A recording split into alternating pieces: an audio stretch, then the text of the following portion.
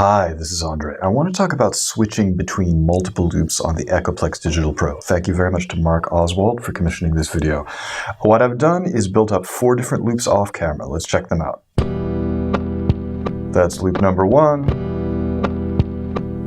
loop number 2, loop number 3, and loop number 4. Now let's go back to loop 1. Okay, so let me quiet that for a second. For the purposes of this video, we're just talking about different ways of switching back and forth between loops, and specifically this is going to involve the switch quantization parameter. You don't need to worry at all about loop copy or auto record because I've already built up the loops off camera. For everything we're going to talk about in this video, sampler style is set to start. That means that every time you go to a new loop, it's going to start the loop from the very beginning. So switch quantization is the main thing we're talking about. This determines what happens when you want to go to a new loop, whether or not you go immediately or whether or not there's some kind of delay, and if so, how long you wait and how you tell the EDP to finally switch to the new destination loop. Right now, switch quantization is off. That means that when you hit the next loop button, it's going to immediately go right to the next loop. So I'm going to unmute this. Now I'm just going to press next loop and you'll hear it immediately jumps.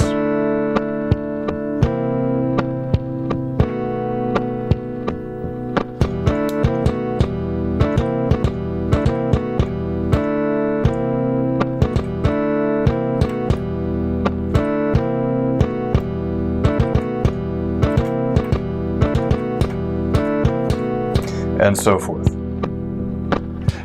So you can get some very arrhythmic switching effects happening like that. If your timing is okay, then you can potentially use this to create some switching between loops that's still in time and still rhythmical, but not necessarily quantized. Let me see if my timing is good enough to do that.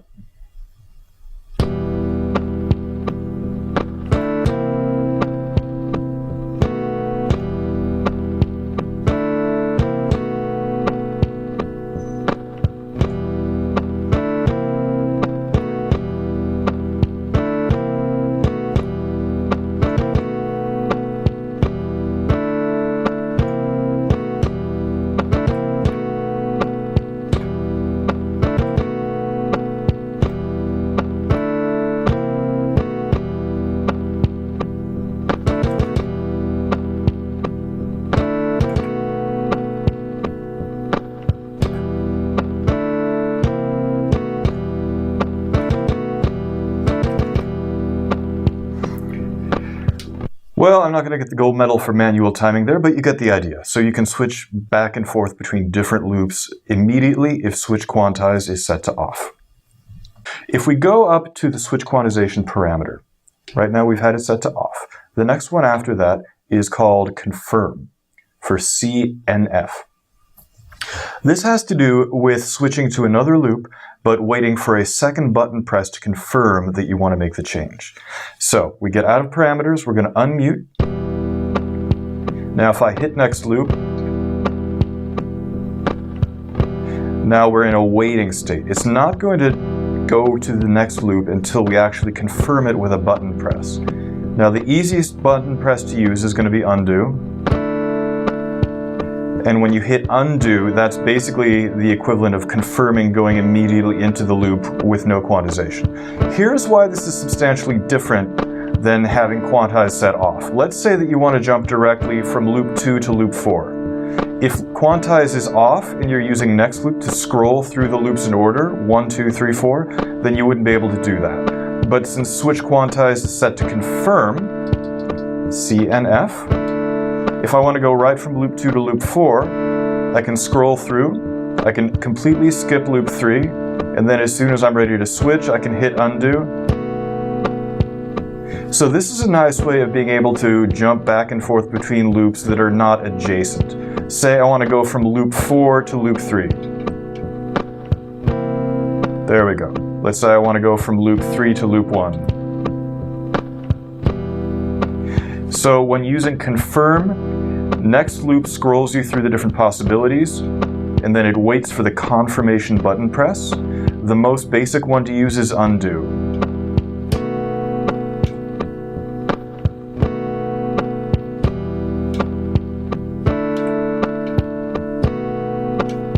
And my timing is really sloppy right now, but you get the idea.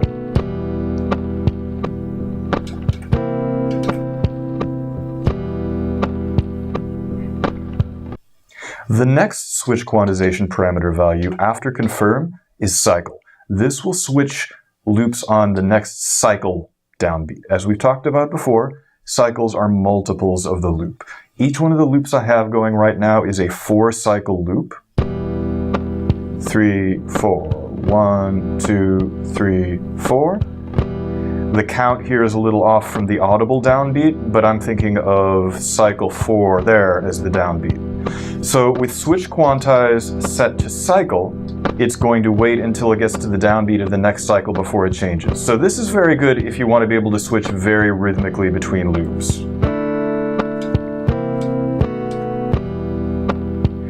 For me, switch quantize is generally set to cycle. That's my default setting.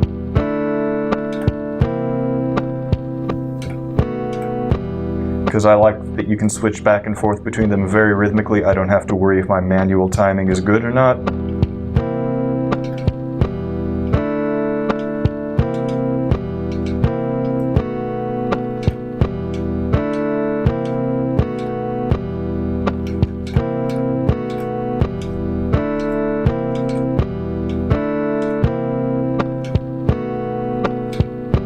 And so forth. After cycle, the next switch quantize parameter is cycle confirm. This combines cycle switching with confirm. So this will switch on the next cycle downbeat after you send a confirm signal. Let's unmute. So let's say I want to switch on a cycle by cycle basis, but I want to be able to go randomly through all these different loops. Let's say I want to go from loop 1 to loop 4. So I'm going to next loop up to loop 4, and then as soon as I hit undo, it's going to wait until the next beginning of a cycle and then switch. Like that. So let's just scroll around randomly. So now I'm scrolling to loop 3, and there's the waiting state. When you see the 3 zeros in the display, that's the waiting state. That means that it's waiting for the next quantize point. And in this case, that's going to be the next cycle downbeat. Nope, hit mute by mistake. Sorry.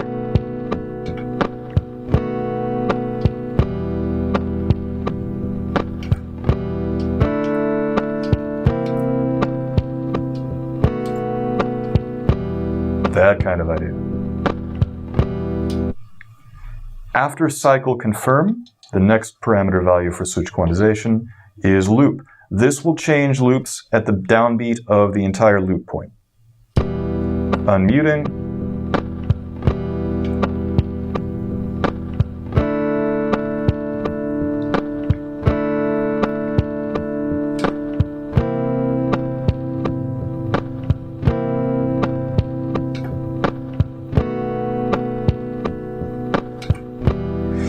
Now, one thing about using switch quantization is that if you're fast enough with your button presses, you can actually jump to non-adjacent loops. We have 4 cycles to make that shift potentially. So if I want to go from loop 1 directly to loop 4 and I'm using the next loop button, then I could do, there is loop 1, there is loop 4.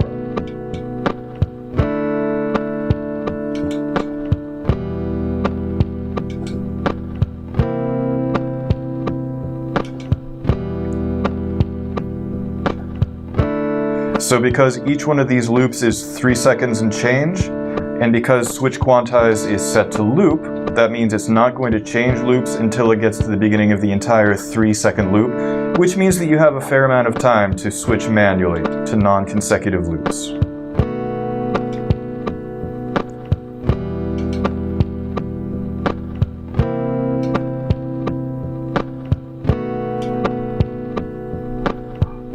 And so forth. The next switch quantization parameter after loop is confirm loop. This is going to do the same thing that confirm cycle did, except that it's going to do it on a loop basis. So let's unmute. let's say I know that I want to go to loop 4, but it's not going to switch. It's still repeating loop 1. It's not going to switch until I give it a confirm.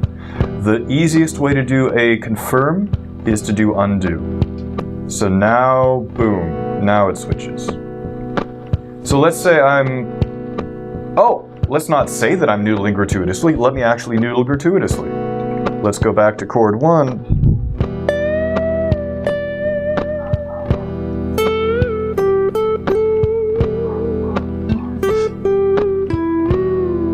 So let's say I know that I want to go to loop 3 eventually when I'm done noodling gratuitously, so I'm queuing it up there.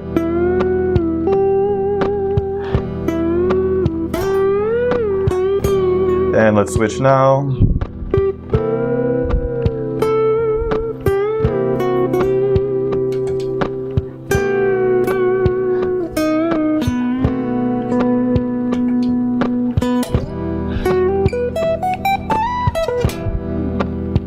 And so forth. Now, we've been talking about using confirm with undo. That is, we get out of the confirm state by pressing undo. You can use other buttons as well to access different kinds of functions when you make the confirmation. So to demonstrate that, let's say that I want to overdub a bass note into each one of these loops that I've done. So I'm going to call up a bass sound on my Vox Tone Lab, which is off camera right now. There we go. All right, so that's using the octave down effect. That's the sound I've gotten. So I'm going to go to Switch Quantization, make sure that I am in confirm loop. I'm going to unmute loop 1. Now let's review all 4 of these loops. Loop 1 doesn't have a bass note, it just has the chords and percussion. Loop 2 has no bass note. Loop 3 has no bass note. And loop 4 has no bass note. So what I'm going to try and do is overdub a bass note using confirm, and I'm going to try and do it as smoothly as possible so that we don't have a lot of dead space. Wish me luck.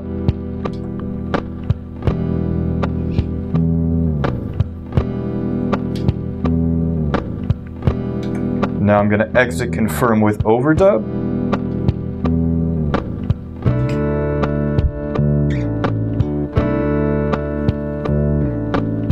Now I'm going to go to loop 3, again, confirm with overdub.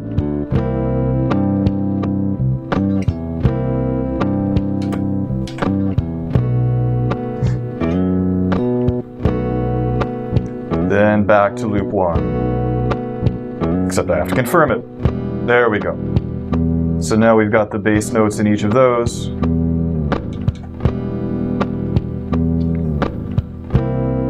I'm still in overdub, so I'm going to take that out. Get out of overdub there. Go back to loop 2, get out of overdub there. That kind of idea.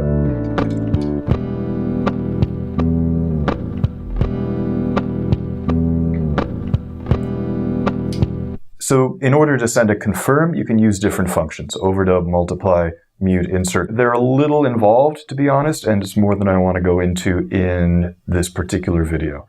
So, to me, there are different categories of switch quantization. You can have no quantization whatsoever. You can have it quantized to confirm, which means that it will move to a target loop and then wait for a confirmation push to get into that next loop. You can quantize to different points within the loop, like cycle or the entire loop length, and it will wait until it gets to the next one of those division points before it makes the jump. And you can combine those. You can have confirmation plus loop and confirmation plus cycle, so that it will wait until the confirmation button press, and then it will make the next jump into the loop at the end of that particular loop point. So, crash course in switch quantization. Thank you again very much to Mark Oswald for commissioning this. Thank you to all of you for tuning in, and I will talk to you next time. Bye-bye.